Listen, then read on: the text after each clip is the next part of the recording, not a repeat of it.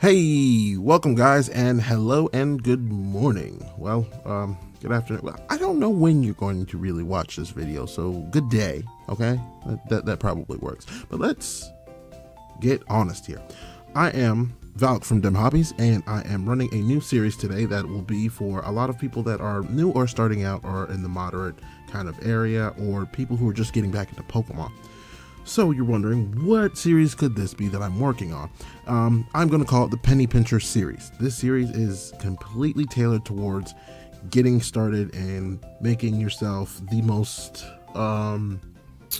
efficient off a little budget. So that's going to be what this series is tailored to. And a lot of this series, I'm going to dedicate a decent portion of this series to starter decks. We are going to take a look at any starter decks that come into play for any card game, but right now we're focusing on just Pokemon. What that looks like and how that could get you started back in the game when you're coming back, or when you're just getting started, or when you want to introduce a friend to this series or to the card game that you play or choose to play. Today's starter deck that I'm really going to be looking at is featuring a Pokemon that's one of my favorites. That would be Empoleon. Today we're going to look at the starter deck and how that really could be a good foundation to build upon.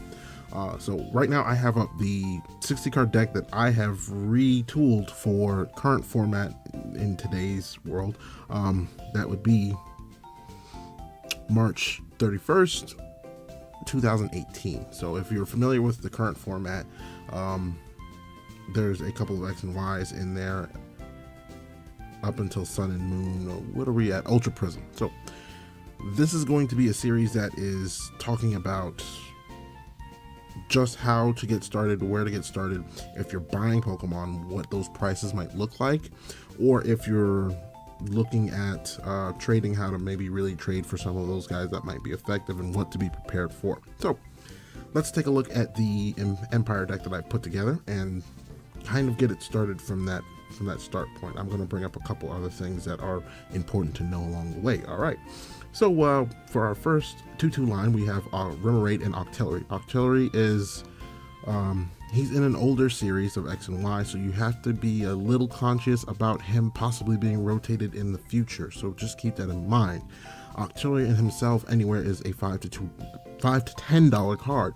So if you're looking to buy him by himself is could be a bit pricey, give or take how you actually come across him. Next, we have the 4-2-4 line of Empoleon. Empoleon is pretty straightforward. His 2 attacks are solid. His 2 basics, Piplup, come in 2 versions. You might want to do a 2-2 split. It's entirely up to you how you want to run that. Next on the list here is Oranguru. I think I butchered that, but either way, he is another fantastic bench sitter that can sit on your bench, draw for extra cards, even though it's a low amount. Once you're at 3 cards, could be difficult depending on how the deck runs or what your hand looks like at the time.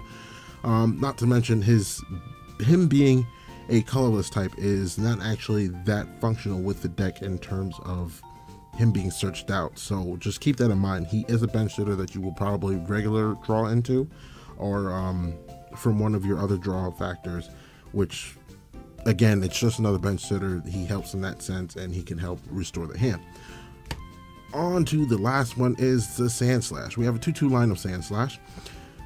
The Sandslash is the Slush Rush from the starter deck, so you'll be getting your hands on the actual Sandslash.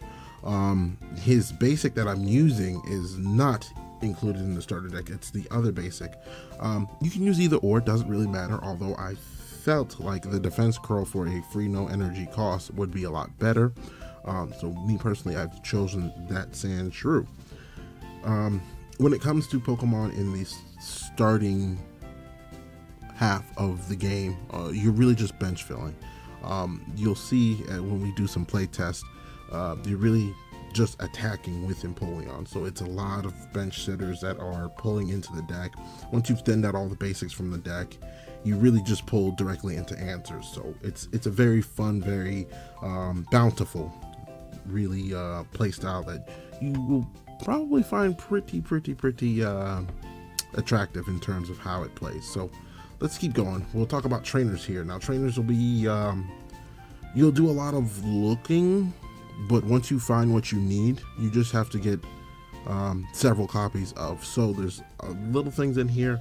I'm going to have to apologize. There might be 1 or 2 cards in here that I haven't actually looked into in terms of pricing, but a lot of these trainers, there's nothing in here that's really that hefty except probably Cynthia, but we'll get to that in just a moment. So let's look at the lineup. Town map, this is something that you can easily swap out. You're going to actually have, and you'll see this when I get into playing it, there's other better options. I just play the town map because I just like to know my prizes, although I'm not running per se like a blower. You might want to run the blower to get away from other people's tools and how that might help them. You could run other consistency cards, other draw cards. It's entirely up to you. On to the next would be 2 Ultra Balls. You'll get that out of the starter deck, so you don't have to worry about that. The escape rope, something again you'll have to probably look for, not that hefty in terms of price. The rare candies, that might take you a little bit, but again, these are cards that get reprinted pretty often. Relatively cheap, not that expensive. The rescue stretchers will be coming out of the starter deck, so that's something that you won't have to worry about. Aqua patches can run anywhere from 2 to 4. There's only a limited amount in the starter deck, so you might have to collect, I believe, 2 extra ones. That being said, you're probably going to end up buying 2 starter decks, so just right there in the price range of 10-ish bucks, you're going to spend at least 20 on just the starter decks. So that being said, let's keep rolling. The Brooklet Hills you're going to have to look for. The card is roughly around $1 to $1.50. It's not that expensive if you're buying it outright, or if you have trade material starting out early. Easy card to trade for. You'll have to get about 3 of them, so you can be conscious of that. And I have to double check. I don't believe N comes in its starter deck form, so N is another card you'll have to trade for. There should be a lot of them out there. People might be able to throw you a free one because N's been run for a very long time, so it's a very abundant card. On to Sophocles. Luckily, Sophocles comes out of the starter deck. You won't have to fight for this card, so it's a 2-of in this build that I'm running. It's a card that can thin the deck. It's very easy, very straightforward to play, and I come to think of it, I might have butchered his name. Sophocles. On to the next is Cynthia. Cynthia is actually a very difficult card to get your hands on. The pull rate is kind of low. The answer to that is buying into the Guard Chomp deck, which comes with 2 Cynthias a deck, if I'm not mistaken. That can run you $20, and it would also open you up the option of playing with Guard Chomp. But we'll talk about Guard Chomp for another week. That being said, if you're looking for Cynthia anywhere else, the trade value on her might be a little hefty because of her low pull rate from the actual Ultra Prism set. That being said, she is going online for roughly $5-ish, surprisingly. Usually a little bit lower if I'm not mistaken, but again, that's something you just have to look into personally. Guzma also does not come in the starter deck, something that you'll have to look for. He's one of the cards I don't actually have a price on. So that being said, I'll probably have a filler in there somewhere that talks about what you can do for pricing with him. He's another card that you could probably go up on, as we talked about before, with the town map not being that necessary in the deck. On to the last 2, Floatstone. Floatstone is a card that's running for roughly $3 to $5-ish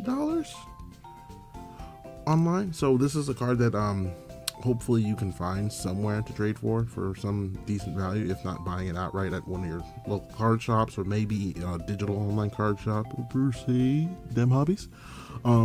It's a card that is kind of, it'll be necessary in a lot of your matchups in terms of getting out someone who is just a filler. You'll try not to have too many more than one out at any time because blowers are kind of prevalent. So just keep that in mind in his playstyle. Choice Band is our last one. Choice Band is almost a staple in everybody's deck at this point in time. So Choice Band is a card that is running from anywhere from $1 to $3.50-ish online as you're looking around for it, or if you're trading for it. Just keep that in mind.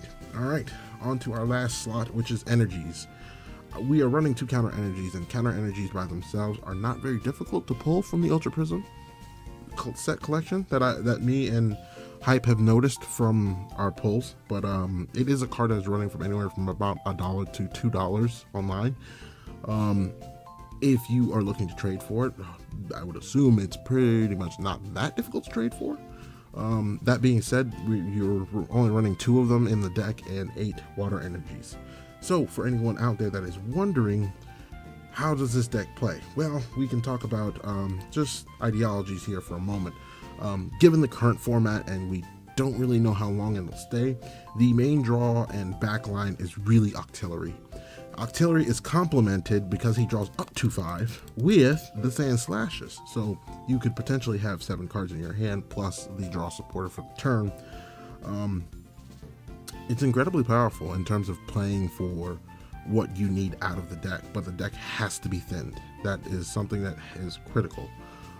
If you can get your bench basics out of the way, you start to really pull into things that you need turn by turn, and everything becomes meaningful per turn as the game goes on and the deck becomes thinner. So that being said, with the playstyles that are there, once you know your matchups, don't forget you have your discard cards like Ultra Ball and Philosophicles.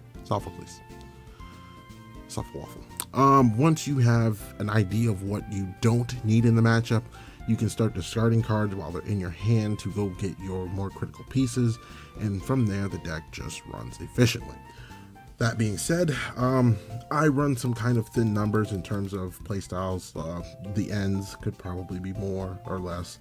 The Guzma could probably be more. Definitely not less.